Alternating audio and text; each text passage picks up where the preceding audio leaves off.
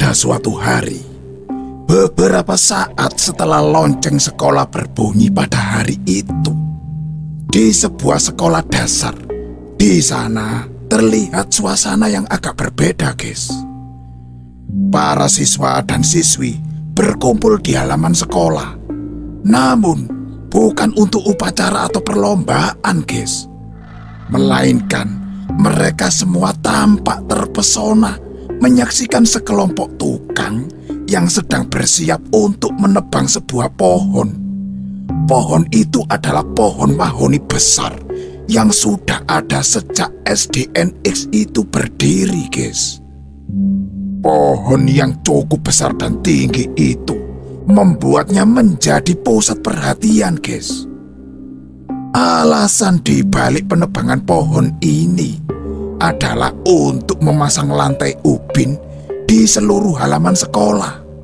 Karena selama ini halaman sekolah yang terbuat dari tanah kering seringkali becek setelah hujan dan berdebu saat musim kemarau, guys.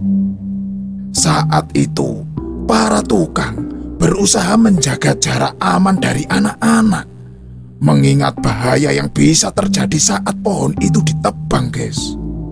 Beberapa guru juga membantu dengan mengarahkan siswa untuk menjauh dari area kerja, guys. Di antara para siswa yang penasaran, terdapat Agung, Surya, Adi, Dadang, dan Danu. Mereka semua adalah siswa-siswa kelas 5 yang berdiri di antara kerumunan anak-anak lainnya, guys. Mereka mundur beberapa langkah mengikuti perintah dari Pak Guru. Tukang-tukang yang sedang bertugas memotong pohon memberikan sinyal kepada 3 tukang lainnya bahwa batang pohon sudah hampir sepenuhnya terpotong. Hanya menyisakan sedikit bagiannya, guys. Pohon tersebut akan ditarik menggunakan tambang agar bisa tumbang dengan aman. Keempat tukang tersebut mulai menarik pohon, guys. Dan salah seorang dari mereka berteriak, "Awas, semuanya mundur, awas!" Gitu, guys. Para tukang itu berusaha keras agar pohon tumbang ke arah kanan, menjauh dari bangunan sekolah dan kerumunan anak-anak yang berada di sekitarnya, guys. Namun, guys, tidak disangka, salah seorang murid yang bernama Dadang tiba-tiba melangkah maju mendekati pohon yang mulai tumbang itu, guys. Beberapa orang berteriak memperingatkan Dadang, Dadang, awas, Dang!" Tapi, guys, Dadang tampaknya tidak mendengar. Dia hanya berdiri tertegun menatap ke arah pohon yang bergerak, guys. Adi yang menyadari akan bahaya, dia segera berlari ke arah Dadang, guys. Dengan gesit, dia menarik Dadang dari belakang dan berusaha menjauhkan Dadang dari pohon. Detik-detik yang menegangkan itu membuat semua orang terdiam dalam ketegunan, guys. Tanpa diduga, pohon yang seharusnya tumbang ke arah yang diinginkan lah kok bergerak ke arah Dadang dan Adi sih, guys. Saat pohon akhirnya menghantam tanah dan roboh, suasana menjadi kacau, guys. Semua orang berteriak histeris, tidak percaya dengan apa yang mereka lihat, guys. Untungnya, Adi dan Dadang tidak tertimpa pohon. Akan tetapi, guys, Dadang mengalami luka parah. Pergelangan kaki kanannya terkena salah satu cabang besar pohon itu, guys. Dan itu menyebabkan darah mengalir deras dan pergelangan kaki Dadang hampir putus, guys. Pak Guru mata pelajaran olahraga segera berlari ke arah Adi dan Dadang.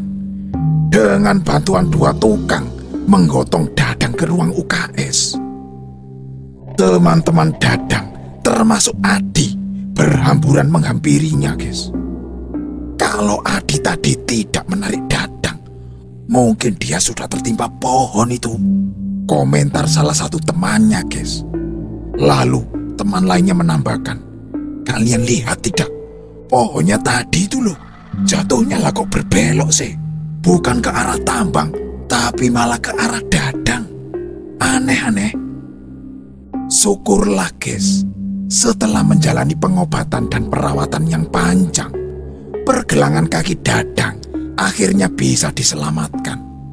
Meskipun begitu, Dadang tidak dapat kembali berjalan normal seperti sebelumnya. Saat pertama kali datang ke sekolah setelah kecelakaan itu guys, dia menggunakan tongkat penyangga untuk membantunya berjalan. Seiring waktu, Dadang akhirnya bisa berjalan tanpa tongkat, tetapi langkahnya masih pincang guys. Kisah Dadang ini segera menyebar ke seluruh sekolah guys. Banyak orang penasaran mengapa ia malah mendekati pohon saat akan tumbang guys. Dadang pun menceritakan pengalamannya. Ketika itu, suasana sekitar menjadi remang-remang, mirip dengan saat waktu maghrib guys. Suasana riuh di sekitar pun tiba-tiba menjadi hening. Dalam keadaan seperti itu, Dadang melihat dua sosok, seorang kakek dan nenek. Kakek dan nenek itu memanggil dia guys. "Sini nak, sini," panggil mereka. Dadang pun lalu mendekati sosok-sosok tersebut, dan itulah yang menyebabkan kejadian yang menimpa dirinya guys. Cak Mursidi, penjaga dan sekaligus tukang kebun sekolah, akhirnya berbicara tentang kejadian ini guys. Dia mengonfirmasi kabar mengenai sosok yang terlihat oleh Dadang guys. Menurut Cak Mursidi, hampir setiap malam dia sering mendengar suara seperti orang sedang nyapu di lantai teras kelas. Awalnya, dia menganggap itu hanya perasaannya saja karena terbangun di tengah-tengah tidurnya. Namun guys, lama-kelamaan rasa penasarannya mendorongnya untuk memastikan apakah dia salah dengar atau tidak. Cak Mursidi pun keluar dari kamarnya di tengah malam untuk memeriksa suara tersebut guys. Di antara gelapnya malam, dia melihat dua sosok, yaitu seorang kakek dan nenek. Mereka itu sedang nyapu di teras kelas guys. Cak Mursidi menjelaskan bahwa sosok-sosok ini berbadan bungkuk dan wajah mereka sangat keriput guys. Namun, apa yang tidak bisa dilupakan oleh Cak Mursidi ini adalah tatapan mereka guys. Tatapan dengan mata merah menyala. Tatapan itu begitu mengerikan guys. Selain pertemuan dengan kakek dan nenek, Cak Mursidi juga mengalami kejadian-kejadian aneh yang lain di sekolah itu guys. Jadi, Cak Mursidi ini memang tinggal di lingkungan sekolah, di sebuah kamar yang disediakan khusus untuknya guys, yang letaknya itu dekat dengan toilet guru. Pada malam-malam tertentu, Cak Mursidi mendengar suara seperti seorang sedang mandi di toilet tersebut. Suara guyuran air dari gayung dan senandung yang lembut membuatnya yakin bahwa yang mandi itu adalah seorang perempuan. Sama seperti ketika dia pertama kali mendengar suara sapuan lantai guys, Cak Mursidi merasa penasaran. Dia lalu keluar kamarnya untuk memeriksa siapa sebenarnya yang menggunakan toilet di tengah malam itu. Namun guys, saat Cak Mursidi mengetuk pintu toilet, suara aktivitas di dalam kamar mandi tersebut langsung berhenti guys. Tidak terdengar lagi suara guyuran air atau senandung. Cak Mursidi pun mendekati pintu toilet yang ternyata tidak terkunci itu guys. Saat dibuka, ternyata tidak ada orang di dalamnya guys. Semuanya tampak kosong. Cak Mursidi lalu menyalakan lampu toilet untuk memastikan kondisinya dengan lebih jelas. Saat itu, dia melihat lantai toilet. Lah kok kering sih guys. Gayuhnya pun masih tergantung di tempatnya. Lalu air di dalam bak masih penuh, guys. Setelah Cak Mursidi yakin di dalam toilet itu tidak ada orang sama sekali, dia pun berniat kembali ke kamarnya, guys. Namun, guys, baru saja dia memegang daun pintu kamar, lah kok terdengar kembali suara bersenandung sih, guys. Kali ini suara tersebut tidak berasal dari toilet, melainkan dari belakang ruang kamarnya. Di belakang ruang kamar Cak Mursidi ini terdapat kebun kecil, guys. Di kebun itu tumbuh sebuah pohon jambu air berukuran sedang. Ketika pohon jambu berbuah, guys, buahnya itu sering dijadikan sasaran para murid, terutama ibu-ibu guru.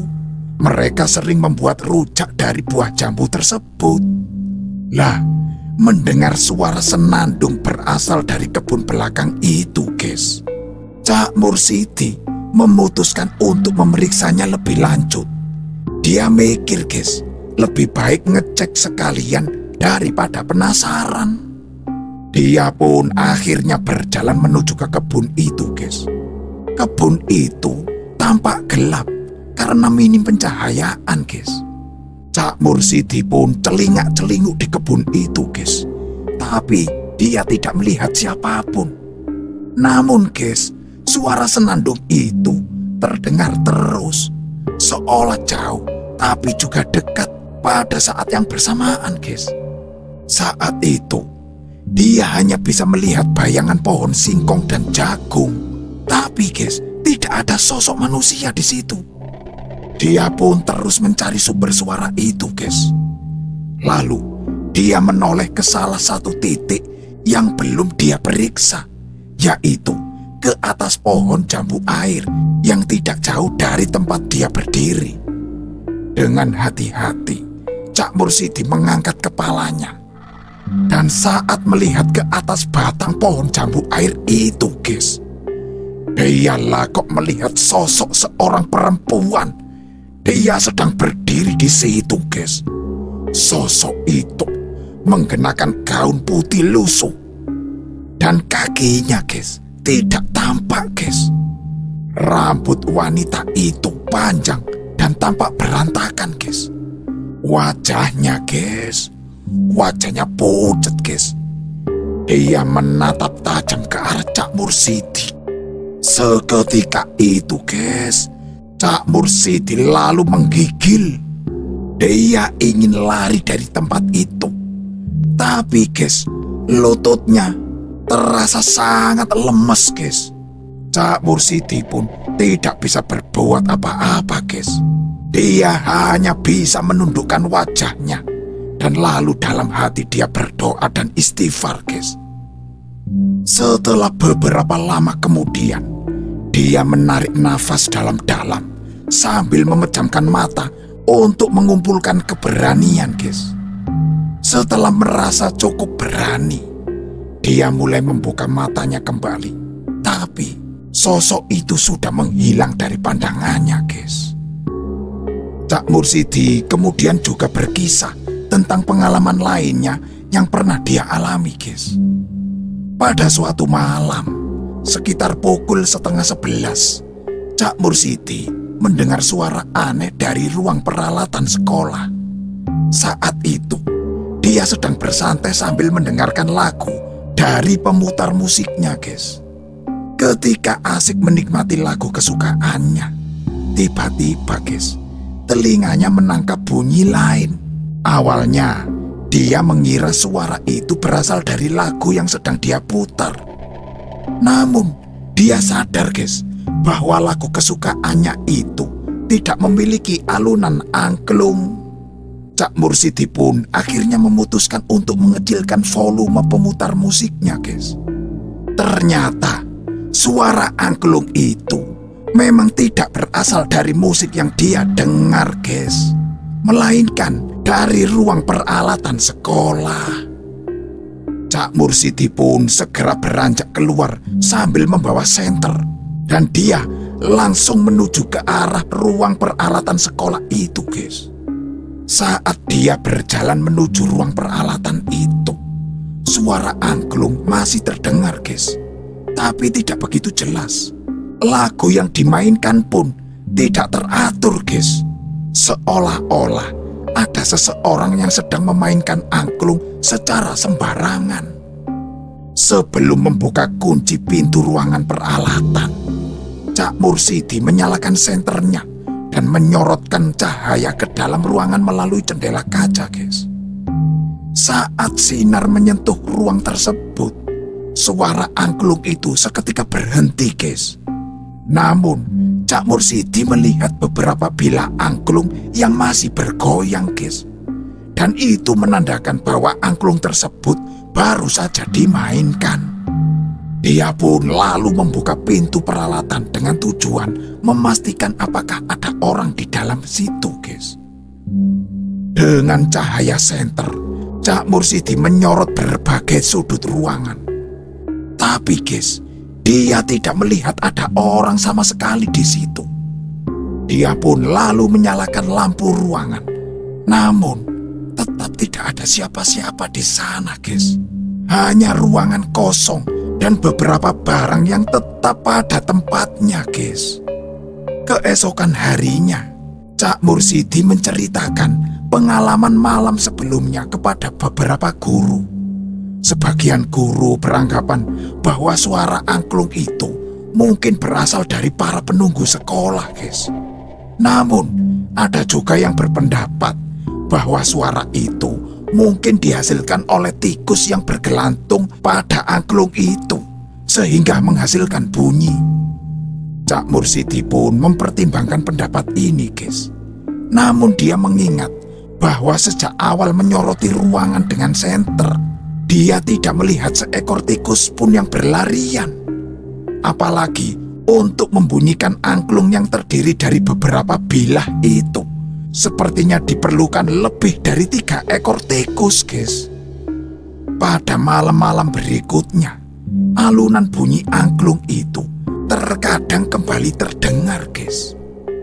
Cak Mursidi pun mulai terbiasa dengan suara-suara tersebut, sama seperti dia sudah terbiasa dengan suara orang yang sedang nyapu, terus suara orang yang mandi sambil bersenandung, dan kejadian-kejadian aneh yang terjadi di sekitar sekolah itu, guys. Pada suatu hari, SDN itu mengadakan kegiatan pramuka, guys, khusus untuk kelas 5. Kegiatan ini adalah bagian dari proses kenaikan tingkat dari siaga menjadi penggalang. Acara ini dimulai sore hari dan berlanjut hingga malam, guys. Sehingga murid-murid kelas 5 dan beberapa guru yang menjadi pembina harus bermalam di sekolah itu, guys. Pada malam harinya, ketika mereka sudah selesai melakukan serangkaian acara pada malam itu, mereka pun kembali ke dalam kelas, guys, untuk beristirahat. Karena di kelas itu sudah ditata sedemikian rupa untuk tempat para siswa beristirahat, guys. Saat mereka semuanya beristirahat, suasana menjadi sangat sepi, guys.